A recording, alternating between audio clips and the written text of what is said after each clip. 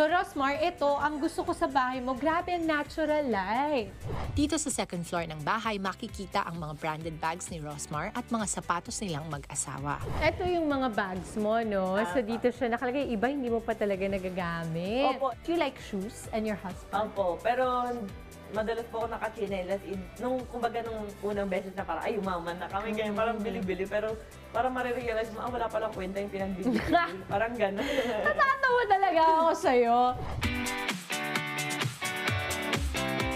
This is your office as well. Dito ka ba nagla-live selling? Before po, tapos ngayon sa kwarto na. Parang kahit anytime bago matulog, pwede akong mag-live.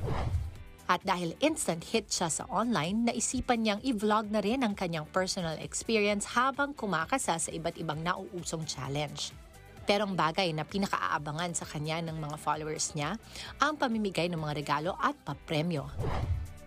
At kung dati-rati masikip at maliit ang kanilang tinitirhan at higaan sa Sampaloc, Maynila, ngayon meron na silang spacious bedroom at queen-size bed. Yung amin po noon na tinitirhan po nung asawa ko nung nagsama po kami, sa likod po yun ng pet shop. Okay. Doon po kami. So, nagre-renta lang po kami noon sa pet shop and doon kami sa likuran tumira, which is grabe yung nagtatakbuhang daga, ipis. Kasi nga po pet shop yun eh. Makita namin yung kama namin, biglang may tumakbong bubwin. Tell me about the photos lang by the ano. Lahat po ng picture na nandito, bigay po ng mga fans namin. Kumbaga, bigay. Kaya dinidisplay namin kasi super talaga kami mag-appreciate. Kasi pati mo yung frame sa baba, super kami mag-appreciate ng mga fan namin talaga. Fan, electric fan. Pag madami fans. Sa bakuran naman ni Rosmar, nakaparada ang ilan sa kanilang motorbikes. Tanaw din dito ang napakalaking swimming pool at minibar na may billiard table sa tabi nito. Sa kabila ng mga tagumpay na tinatamo niya, ano pa kaya ang pinapangarap ng isang Rosmar? Ang pangarap ko pa po, yung parang mas dumami pa po yung pera. Lahat naman po, ikaplastika naman yung magsasabi na hindi gustong yumaman or dumami Ako nga yung pera, gusto ko nga diba? dumami yung pera. So, lahat ng tao masaya sa pera. Yan. So, kaya kung gusto yumaman, mas mayaman dahil para mas marami pong taong matulungan.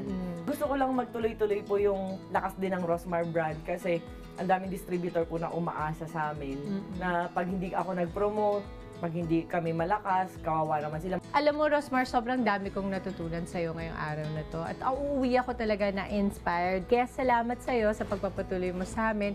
At sana ay magkaroon ng playdate ang mga anak natin. Nagde-date na nga po sila Yan na nga.